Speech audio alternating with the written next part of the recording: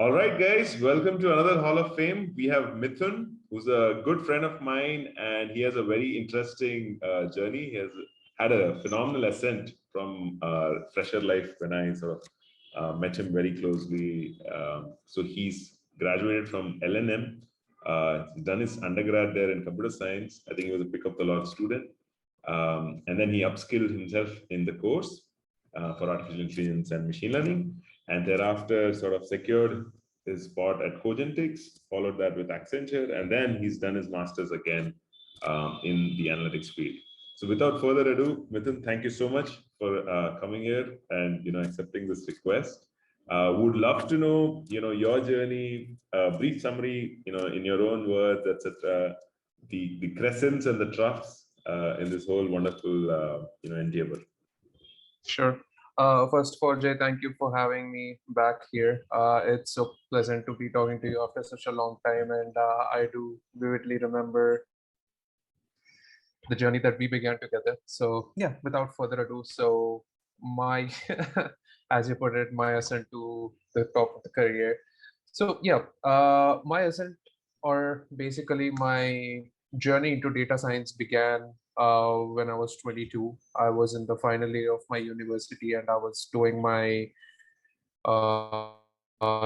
undergraduate thesis basically. And as part of my undergraduate thesis, I worked on neural networks. So basically the project involved comparing the performance of regular neural networks to normal machine learning. And things which things which sound basic to us right now because we've been in this journey for so long, but back then they were considered to be like really cool. So that's how I started my journey into data science. And I knew as soon as I did my project that I wanted to stay in this field. I felt really good doing the stuff that I did. And not only was this like the only thing that I tried, my hands into multiple things. I tried software development, I tried web development, I tried app development. I even did like certification within these, but it never felt like it was my calling. But then I did my undergraduate thesis and then it was like great. But then as soon as I started applying to jobs, right, it turns out that to be a data scientist or to be even like a data analyst or anything along those lines, you really need to have experience and you really need to have the skills to back up your words, right? And here I am, freshly graduated out of university, no work experience, let alone in data science. So I thought like the best thing for me would be to upskill. So I did a certification course, was for like 6 months. I basically equipped myself with all the skills that is required. I landed my first internship after that, and then that internship got converted into the job. I worked there for, I think, like a year before I switched to Accenture. And then I worked there for another year, I think like 14, 15 months. And then I decided that it was time for me to go do my master's degree. And here I am right now pursuing my master's. I'm about to complete it, writing my thesis. But yeah, pretty soon I'll be done with my master's too. Awesome. That's actually really cool. So I remember in the class, you were pretty good in programming, right? I mean, if I remember your first undergrad thesis, was it in genetic algorithms or something to that end? Maybe you can correct me, but you were really good in programming piece. And maybe, I mean, I'm assuming that's from your computer science department, the fundamentals of that have sort of trickled down. Talk us a little bit about your strengths and weaknesses and what were the things that helped you. So it's clearly lack of experience or perceived lack of experience, perceived lack of certification, etc., is definitely the problem. And I would encourage, like, obviously, everybody to walk on the path that Mithun's taken, upskill properly. But talk about the programming piece. See, because one of the issues I keep getting is a lot of people enroll, that's great, but they don't have the programming chops. Like, Yeah. you want to play cricket, but they have bellies.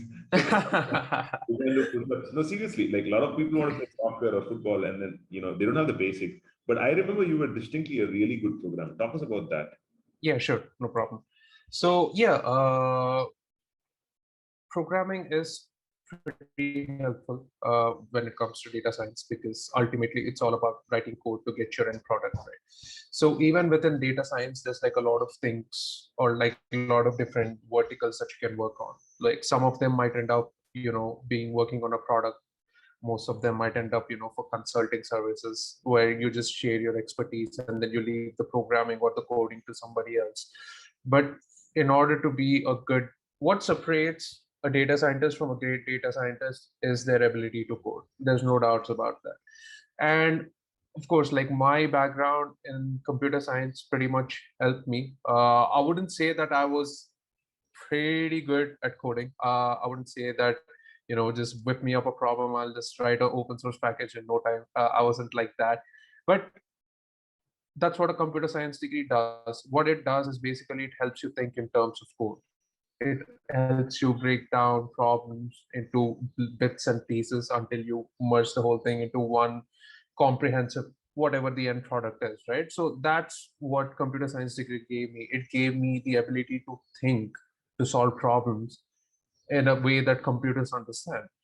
And of course, like I knew how to write code. I mean, the code that I wrote for my undergraduate thesis was completely in Python, and I worked on neural networks, like your convolution neural networks, your RNNs, your LSTMs, and then I worked on basic machine learning algorithms as well, because that was like a comparative study of what we were doing, right? Which, so yeah, computer science, coding, they're all going to be really helpful, because ultimately when you join a company, right, and the end goal of any company or any data science venture is to integrate their data science into their existing software, or create a new software basically, so that they can showcase of its skills. So in order to do that, in order to get that done, because you need to be scalable when you're part of a system, computer science coding, it's going to help a lot. There is no getting around that fact. So yeah, I mean, I do understand when people say that, when people can be put off by data science because of coding, but not to worry. I wouldn't say that you need to, know the chops of everything from A to Z. You need to write like extremely fault tolerant, scalable code. No, it's not the necessity to do that. What you really do need to understand is simple things like how object-oriented principles work. How do you write simple functions? How do you all just tie it up? And basic things which you can do it, and do it in a programming language of your choice. Python and R seem to be the major favorites right now, and I myself do my coding in Python. That's what I've always been used to. So, and it's pretty easy to, there's like numerous courses spread out across the internet where you can equip yourself with the skills required. So yeah, I think you can count that as like one of my strengths coming into this course, that I did know how to code, and that didn't hold me back. That didn't hold me back.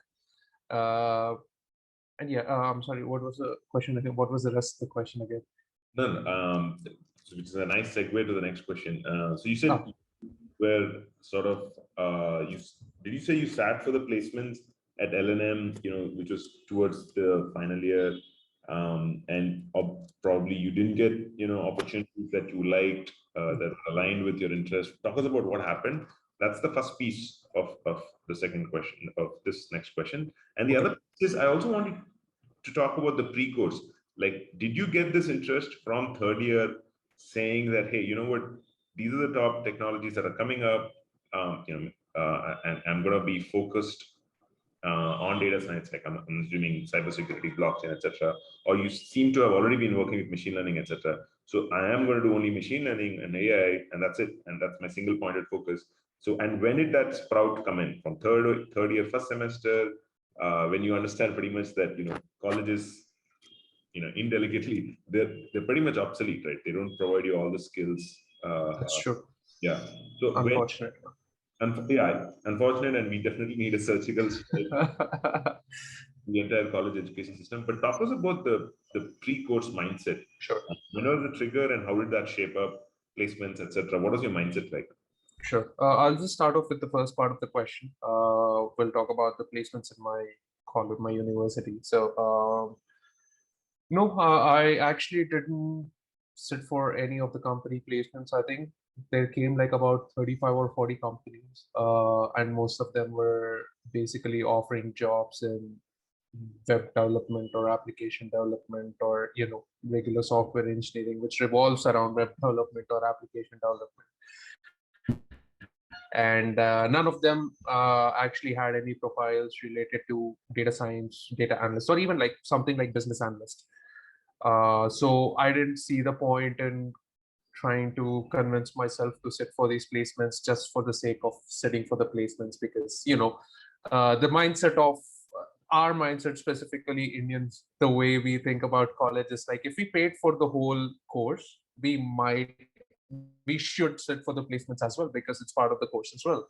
But then I already knew that I wanted to do this because I just completed my undergraduate thesis, as I just talked about, and I knew I wanted to do this. So I didn't sit for any of the placements back there. And the second part is the pre-course, like what exactly led me to do my undergraduate thesis in machine learning and stuff. So yeah, that's a pretty interesting question. Actually, it jogs back some of the memories in my third year. Actually, that's where it all started.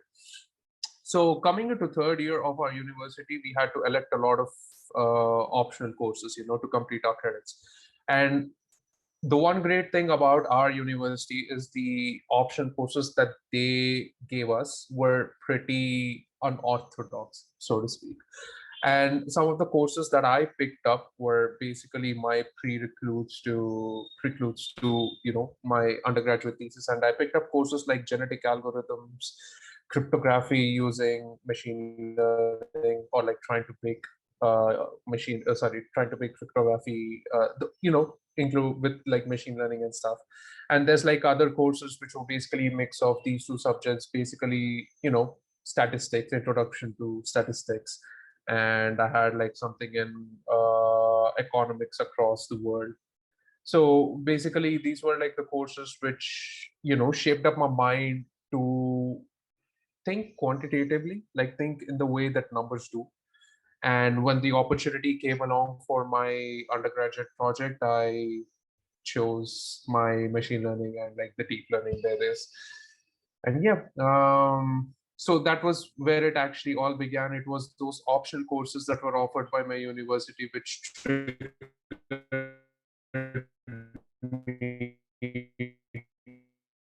to think that I had this without thinking until I got my job, and then everything went right. Perfect, perfect. Yeah, seems like the minors or the optional courses are the ones that dictate interest, and always They are. Yeah, you have to choose carefully, because like a lot of times it happens. I've seen my own friends do this, right? So options are a way for you to score more marks. That's how people think about them. They don't see the value in what the optional courses have to offer, because see, like if you're taking a degree like computer science, right, all the standard courses are going to be about computers, which I get it, I understand, they are really important, they're good.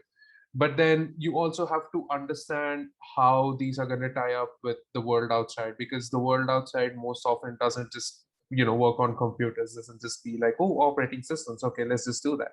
There's like a lot of random and hidden variables inside which operate, which you wouldn't, it's not readily discernible, but you got to operate within its constraints. And that's what the optional courses help you. And that's the reason why you got to look carefully when you're choosing your optional, because they can make or break your interest in the future, like the sort of things that you want to do. So yeah, that's what made it for me. Perfect, perfect. So it seems like you had almost a couple of things going for you. There was the college curriculum, the minor stream curriculum that piqued your interest, and seems like you followed through with that. And Python, you already were very reasonably proficient in it. So that's background not many people frankly have. Yeah. So talk us a little bit more, and then see in terms of the weaknesses, or at least perceivable weaknesses, you realize the placements were not aligned with your interest. But how did you convince your parents not that you wouldn't sit for placements? How did you convince the key stakeholders? To be honest, to be honest, I didn't have to convince them a lot. I think this goes like way back ever since I was born and no other children were born. I was like the single kid. So basically, Yeah. whatever I say or whatever I want is what my parents want for me to.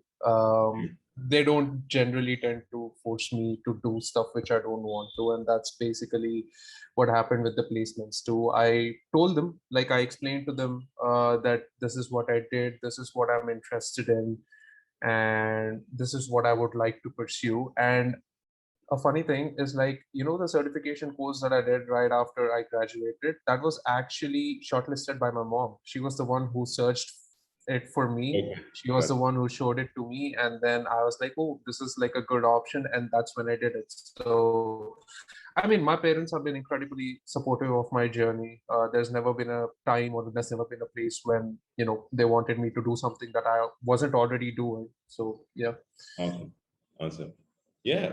I mean, that's kind of rare, but also it's very good to hear that because typically, I mean, most people impose the parents impose their dreams on the kids and so on and so forth. Yeah. So lucky, you got lucky there, I would say. Yeah. So in terms of during course, I would assume that, so next topic is obviously during course. I would assume that your weekdays were free because this was a weekend course at the time. Yeah. And so talk us a little bit. I don't know if you made too many sacrifices, but just talk us about that journey.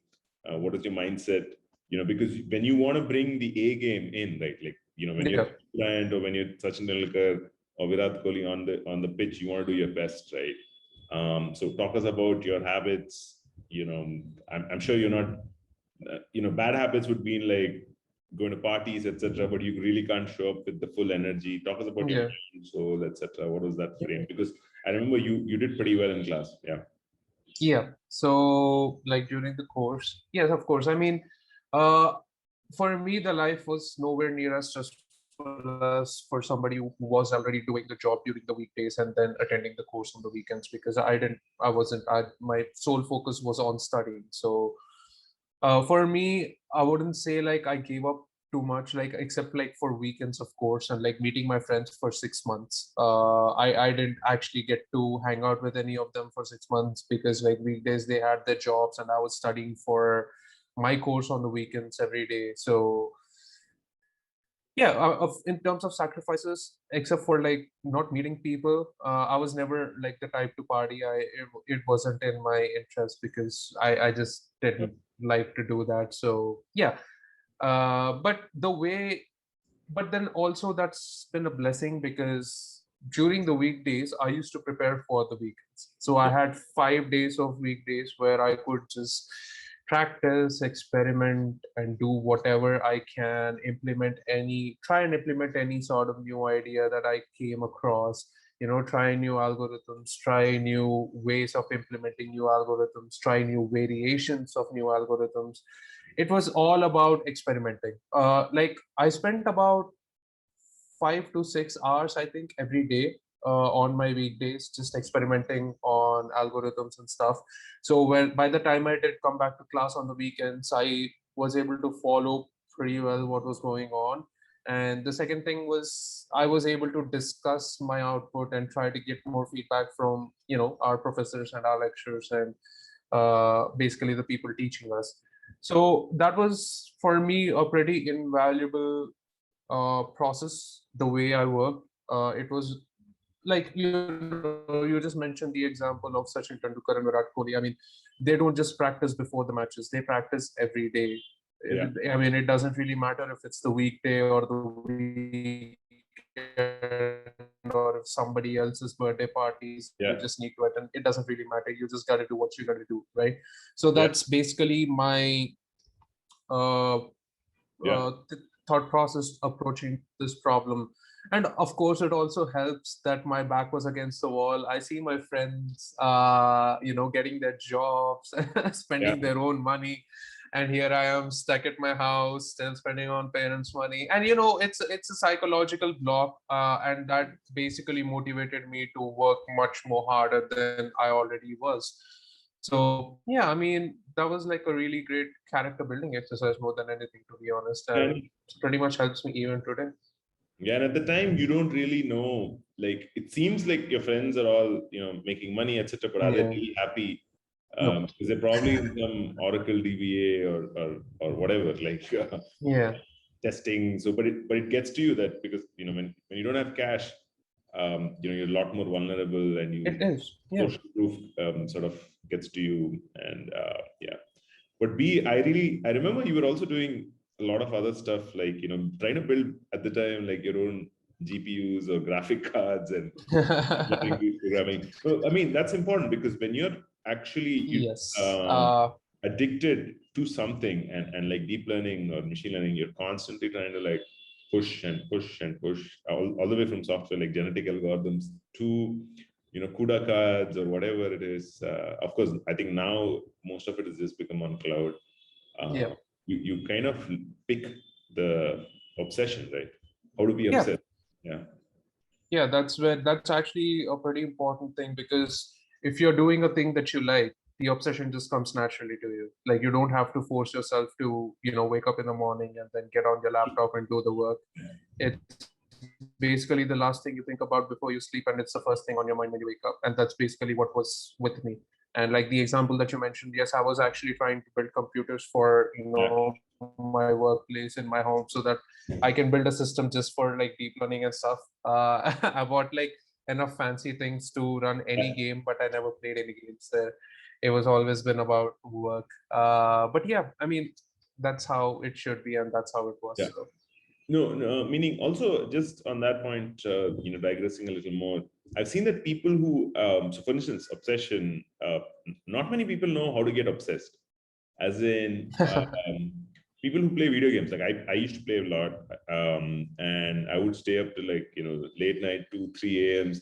And for me, like spending 17, 18 hours is fairly easy in Yeah. that if something really, really interests me. So, and then I've seen that people who have that proclivity, that tendency, can actually become very good programmers, actually can become very, very good deep learning guys, or good businessmen as well. I've seen that even with Pixeltests. This course, some of the cohort members, they have some weird quirks, but it's good. Oh, maybe I'll go, and write that in my application, like the induction application. Hey, do you have something like world class? Seriously, because unless spending long hours becomes easy for you, like that becomes your Yeah. default basic instinct, that you can't happen, like you can't get the success, right? No. A lot of people have the flipped way, like, oh, you know what, I paid 2 lakhs, 3 lakhs or whatever, $4,000, $5,000, why am I not getting the results? Yeah. Except that they're like 99% on Instagram plus Facebook, plus they're also multitasking, so to speak. Yeah, I remember the CUDA piece. Okay, cool. So which brings to the next topic, which is, so we finished the course. Now we're going to do the post course. Yeah. So talk us about that journey. And we face it two parts. One is obviously the first internship that, like you said, you got in Europe by your own admission. You got lucky, but also the recent internship. And I know, talk us about that mindset. Why you wanted to do. You've done academia, you've done industry, and then you went back to academia. Yeah. What happened in Mithun's mind, etc.? What were the observations you're seeing? Yeah, sure. So yeah, like I think I did so everything was going great. I got my first internship, and then that internship got converted into a job, and then I switched to Accenture. I was earning great money, and basically the office hours were pretty good. Like it's everything that you could basically ask for, like my decision to study data science came to fruition, and my ROI was through the roof. Like there was nothing more that I could ask for, but the one thing I noticed with the data science and industry, right? It's not well adopted yet, because companies are still in the phase where they are gathering every sort of data that is available to them, and they're still in the phase where they're just curating that data so that it maybe for future purposes maybe they could use for something. But that's where most of the companies are stuck. I'm not saying like all of the companies are, stuck on this for 95% of the problems or, anything of that sort. No, they're doing great things. Like I've been working at Accenture, and Accenture did some amazing, great things in conjunction with other academic universities, which are based in North America, and then also other companies like Google, Microsoft, and Facebook. But the problem is like very few people and very few like privileged people get to work on those products, work on these products, right? And basically my uh, rationalization before trying to decide like if I have to switch my job or go to master's degree was simple.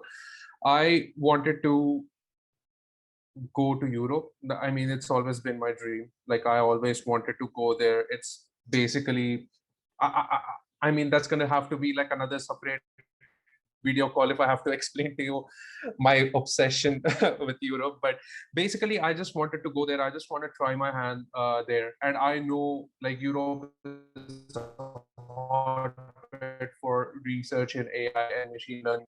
And basically, it's a place where there's a culmination of all these different fields coming into one.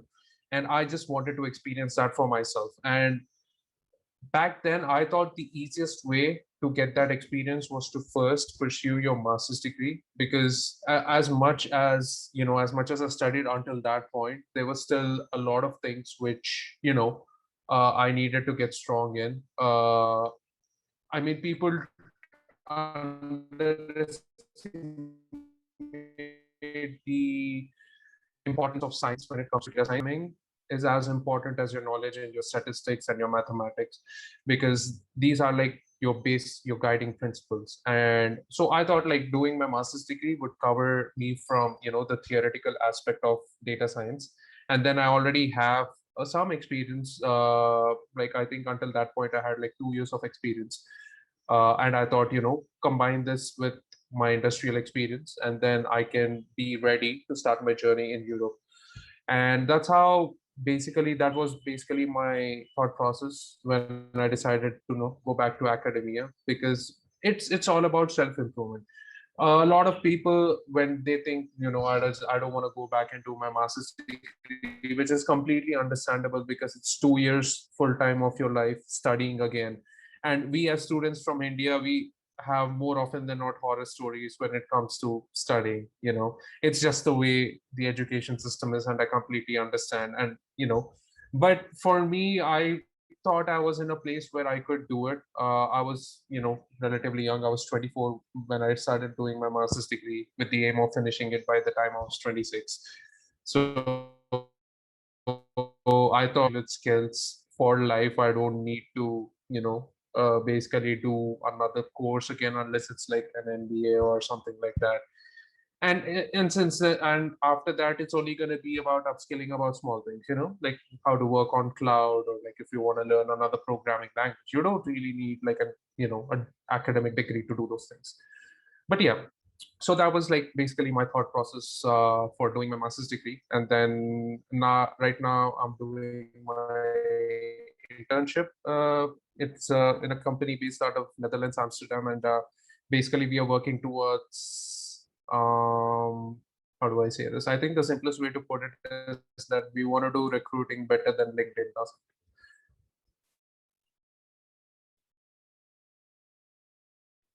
Sorry. Wow, that's I didn't know about your interest in Europe. It's a fascinating place. I would be obsessed about it too. Yes. So sounds interesting, the current sort of work. So before that, I just want you to spend a little more time on your interview search Sure. in terms of your strategies, in terms of somebody relatively inexperienced, like less than 5 years on the block. How Yes. do you go about your search? What worked? What did not work? What are the resistances? How long did it take? Any tips on that for less than 5 year experienced guys who are watching this? Yeah, sure, no problem. So I'll just break this answer down into two parts, right? I'll talk about my interview experiences here in India, and then I'll talk about my interview experiences there in Europe, because they couldn't be any more different. So like, okay, so my interview experiences here in India. So as soon as I finished my certification, the data science certification course, right? So Uh, Two interviews. I gave two interviews. The second one I was successful. So I'll talk about like the first one where it all went wrong. So the interview just started on time. It was this. We were in the conference room, and he introduced himself. I think he was the lead data scientist at that time. And the sort of questions that they asked or he asked were basically everything related to programming syntax. So he wanted me to verbally say the syntax of a piece of code out loud. And I mean, I understand that writing code was important, but then I also know people who with like 10 or 15 years of experience who can't write code without consulting Stack Overflow here and there, because syntaxes are not something which just stick to your mind. Sometimes you just forget. Sometimes I just forget how to write a for loop. Or sometimes I just write it in like JavaScript. Sometimes I write with the syntax of Java in Python, and then I don't understand why it isn't working because hey, the syntax looks perfect, right? So that happened. I mean, quite naturally, I didn't make the cut because at that point of time I was like, I'm sorry, I can't, I don't know. So that didn't happen, and I was sort of glad that it didn't, because then I never really understood what my experiences in that company would have been if I had joined.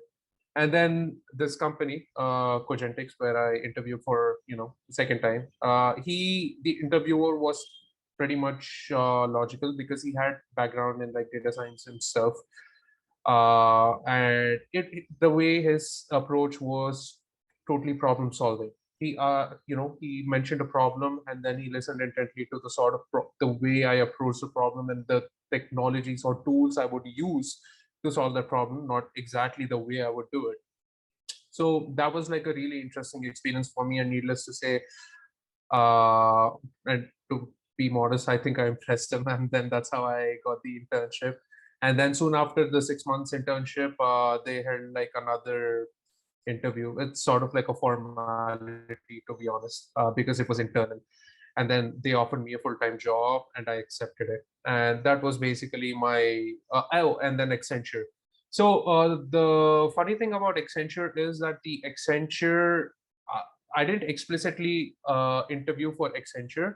The thing that happened was like our startup, the startup in which I was working, Cogentix, got acquired by Accenture. But then that doesn't mean that our positions were fixed. We still had to interview, because they still had to ascertain where we fit within the company, which departments we would like to work on, or basically assess the skills and tools that I knew. And even there, it was almost similar to the interview that I had with Cogentix. It relied more upon problem solving, the tools and technologies that I knew and how to use them, rather than the exact pieces of code. And then basically the human resources or like the HR aspect of the interview was a little bit more in Accenture, I would say, than the startup, but then that was not a big problem. So that was basically my experiences interviewing in India. Now, when it comes to Europe, it's just like basically flip the switch. First things first, there is like a lot more competition in Europe per job, and like basically they expect like a very of high standard and like quality of work that you do. It should reflect in your resume, and they place a lot of emphasis on how you write your resume, how you write your cover letter, the sort of intentions or the sort of things that you're trying to convey through these things, the formatting, the languages used. Because if you're applying in France, it's always advisable that you use French on your resume to get past. If you're applying in Germany, then use German. And as an international student, you couldn't know the nuances of this language to get across these things, so you had to basically learn these first, and then you have to concentrate on shaping up your resume, the right words to use, uh, your LinkedIn, the right words to use, again, how much information is too much, how little is too little. And then you had to create a persona of yourself online. So it could be basically like either on Kaggle, where you've established yourself with like kernels and notebooks, or basically in Stack Overflow, where you've established your knowledge and your technical expertise by answering other people's questions or posting portions of yourself. And then there's like GitHub, your GitLabs, basically where you host your code, your repositories, basically showcasing your life's works. So these were the prerequisites for applying to internships there. Not even like full-time jobs. These were the prerequisites to applying to internships there. And once you do get a call back from one of the companies that you applied to, the interview process is pretty rigorous, because when they interview you for even for the position of internship, they're not just interviewing for the position of internship. They're doing it so that they can offer you a full-time job later. So effectively, you're just interviewing for a full-time job. So as such, the questions, the quality of questions, the quality of and the approach, the way they do it is, I would say, not different, but 2 or 3 levels up from what they do here in India. Suppose, I mean, if you can ace, like, I'm going to give like my personal experience, right? Suppose if I took like 10 interviews here in India, I could probably ace like 8 out of them, 8 out of 10. If I took the same 10 interviews in Europe, I could maybe ace 2 out of them. Because the sort of things that they expect from you is like a lot, to be honest. Even for an interview, they expect you to not be expert at everything, but they expect you to have an idea of every tool that they use in their stack. Even if you're applying for like a data science position, they expect you to understand how the data engineering team works, because ultimately you're the one who should be working with them hand in hand every day, trying to build a product or do a consulting services or whatever the company is into. So it's a pretty holistic way that they do their interviews and their internships there, and as such, it affords so much opportunities for you to learn so much more. Because like when you join the company and if you work there for 2 or 3 years, not only do you have like a better understanding in your own data science expertise, but then you also understand how data engineering works, so much so that you can actually start applying for data engineering jobs as well. You understand how deployment works, what are the different languages that they use, what are the different tools that they use, so much more that you can actually apply for DevOps jobs as soon as that. So yeah, it's basically a pretty holistic way that they take a look at their jobs. Our jobs in India are so much more isolated, I've noticed. But hey, this could only be my experience of the sort of positions that I applied to. But this is usually the experience it is. And when it comes to like the interviews themselves in Europe, basically they have like 5 to 6 stages. One is just basically testing your knowledge in machine learning, AI. One is basically testing your knowledge in programming languages like SQL, Python, R. The other one is problem solving. And believe it or not, they actually, most of the companies actually ask you riddles and like, what do you call them? Like sort of like brain melters, tongue twisters sort of things to actually test how you would approach a problem rather than, a data science or AI problem. And then another interview is basically focusing on your sciences. Like most companies don't do it, but some of them basically ask you questions on mathematics and like, any other things that might be helpful in doing data science. But yeah, it's much more hard. It's much more from the ground up. It's much more in, I would say, like holistic. I think holistic would be the right word to use. So that's basically my internship experiences, interview experiences. Oh, actually, frankly, sounds very, very harrowing and extremely like.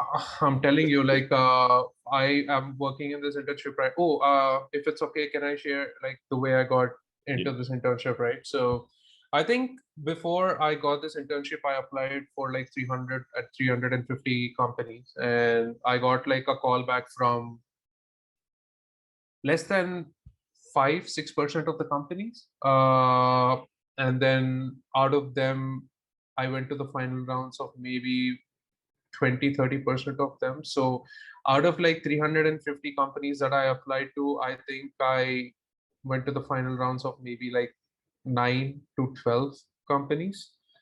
So it is, like you said, pretty harrowing.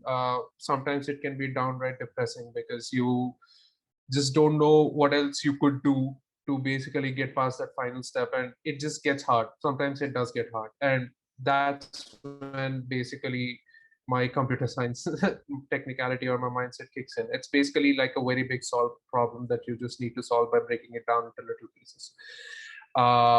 So it was hard, but then I was interviewing for the present company that I'm working for, and to, quite frankly, they actually said that they can't take me in yet because they're still working on a product and they won't be able to basically spend any time on me to guide me to do my internship, because internships basically are in Europe, internships are not offered to people unless they are studying, either doing their bachelor's or their master's degree, but they need to be a student to be able to do their internships. And as such, the place where you do your internship, they're expected to guide you for the period of that internship so that you're ready by the time it ends and then you become a full-time employee. So they told me that, they didn't have time to guide me to, look after whatever the work that I do, but I didn't need looking after. I was actually already have experience working in industry, building end-to-end products. And I told them that, and as well they explained to me the sort of product that they're building, and then I gave them an idea as to how they can do it better. And that's how I actually got hired in this company, because I had like a better idea than them, and they were pretty impressed with what I had to offer, and they immediately gave me the offer letter. And I think it's been 2 months now that I've been working there. And yeah, I mean, things are moving forward pretty well. Awesome. No, actually, that's phenomenal because not many people. So there's two ways to apply to a job. One is, like you said, the carpet bombing way, 300 applications, and then you pretty much are playing a quantitative game. Yes. You're just playing like, okay, the funnel, the first is a log funnel. So it's log of 350, which is like, some, like you said, 3-4%. And then the log of that again. So it's like a small number. However, not many people do the other way, which is actually research about a company, before the interview. The number of people who come unprepared is ridiculous, right? And just even if you read for 15 minutes, my view, if you read 15 minutes just before the actual third round or fourth round, or even the first round, and literally, do some homework about who's the CEO, what are his pain points or her pain points, what is the product, what is it even called, like literally the spelling of it. I don't think 99% of people do that. Just showing up there, just by doing the 15 minutes of exercise before the meeting, will spring at least 3 ideas. Hey, this is what you're doing wrong. Hey, you know what, maybe you can try this or try that. Looking at the product, just making a login creative. And if it's recruiting, we all go through recruiting. I don't know of any single person in tech industry who doesn't, recruit or has sat in an interview, unless he's like a startup founder who's sold his company for like in the millions. So I straight out of the university. Yes. Exactly. But a lot of people come to me and they say, what job is it? Like, why are you calling me for what job? And I'm like, wait, what? You've actually applied, you've gone through the whole funnel and now you're applying. So these are hallmarks of, like, frankly, normalcy and mediocrity, which is a big red flag. And then what continues to sort of disconcert me is, like, they come back and they say, hey, we're not getting jobs. So it's really kind of stressful there. But you've suggested and they've taken the suggestion and actually taken a bet on you. That's actually phenomenal. Perfect. So it's like the initiative that you have to take on your own. It's basically what you can offer to the company. It's not the other way around, what the company can offer to you. Exactly. And the hypocrisy is amazing. Like most students to freshers, or all the way up to like I said, like less than 5 years of experience, have the sense of entitlement. Like, hey, you know what?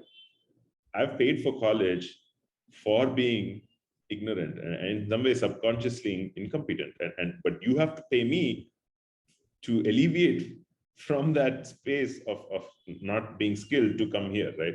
Which is like, wait, what? Would you do that if you hire a cook or a driver? Like, you would want to hire like the best driver for your car, right? You would not want like a fresher, like a guy who doesn't even have a driving license, right? And take a chance on them. No way. Exactly. So you wouldn't do that, especially if it's a highway, if it's a night highway going in town to town, etc. So, and it just amazes me perplexes me how hypocritical that can be. Yeah. Cool. Which sort of is a nice segue to the last question. Yeah, you could tell a little bit about, two-part question, what you're working on. Again, you probably have alluded, but a little more in terms of, like, is it a supervised technique, unsupervised, if you can share. Sure. And the second part is, like, how are you seeing what's next for Mithun? How are you seeing the next 5 years of AI? Is it unsupervised learning, etc.? Where you want to put in your bets? upskill, etc.? Yeah, sure, no problem. So the company that I'm working with right now, they work in the recruiting sphere. And basically, right now, what we are trying to do, like I said before, is we are trying to make recruitment better than LinkedIn. That's it right now. And the way that we are trying to address it is, so LinkedIn has pretty much monopoly over the market when it comes to recruiting, right? Because like a lot of recruiters use their services to find plausible candidates, interview them, and basically, offer them jobs. It's basically a monopoly because they have such a well-established platform on their hands. Like people don't actually need to, look elsewhere. But then that's where it becomes a problem because monopoly doesn't beget competition, and lack of competition doesn't mean that you're improving in any other way, that you're innovating in any other way. So what we are trying to do right now is basically trying to break up this monopoly by recruiting in a different way. We are trying to use AI, machine learning, and state-of-the-art techniques to basically improve the way candidates are proposed to prospective clients and the other way around as well. So right now, what we are doing is we're still in the starting phases of building this product. So right now, the work that I am doing is mostly data engineering works. Even though, like I said, right, even though I'm a data scientist and I applied for the position of data scientist, I'm still working on the data engineering because, hey, you need the data to do your data science part, right? Being a data engineer is all about getting the data. So that's the part that I'm doing right now. And the way we are trying to be different from LinkedIn is not only are we going to use our LinkedIn data, the LinkedIn data that is available, but we are also going to use Stack Overflow, GitHub, AngelList, and every Zing and every other platform which is available out there. And our focus to start with is exclusively on developers. Because what we noticed in our research more often than not is like most of the developers don't really care about what they post on LinkedIn, because LinkedIn for them is nothing but like a fancy plaque on which they can show off their skills and stuff. But all the grit and all their hard work lies actually in Stack Overflow, in places like Stack Overflow, the GitHub, or like GitLabs, GitMemory, or whatnot. So basically, this is what we want to tap into because LinkedIn doesn't do this presently. So what we want to do is basically leverage these platforms and build a holistic product which recommends people based on, a weighted score of all of these things rather than just, candidates thrown up by the LinkedIn matching algorithm for, whatever the search term you put in, and then just hitting them up directly. So that's what we are trying to do right now. And like I said, right now we are in a data science, in a data engineering phase. Pretty soon, I think in a month, we'll be moving into the data science phase. And basically, we wouldn't know until like we've tried everything out, which technique that we're going to settle on, because you know how it works, right? It's trial and error method. Sometimes you think that neural networks are going to be perfect for this problem, but hey, it turns out linear regression was all you needed all along. So that's basically up for experimentation. But yes, mostly it's going to be supervised learning because we are building the data set right now to break it into train and testing, and we're going to be testing majority of the algorithms on it. And yeah, basically hopefully it's going to be the next big thing. Sorry, perfect, awesome. That sounds incredible. Which sort of brings to the end of this session. Again, like it was really wonderful listening to you. I think there has been very interesting key takeaways for me, at least. I did not know about Europe, so much detail in terms of the recruiting, discipline. Yes. And just the ferociousness with which they go. Yes. It's very similar to the American way, which I'm a little more exposed to. Perfect. Thank you so much for your time, Mithun. Thanks once again for coming. And thank you for having me so much today. It was a blast talking to you. Likewise. Thanks. Thank you.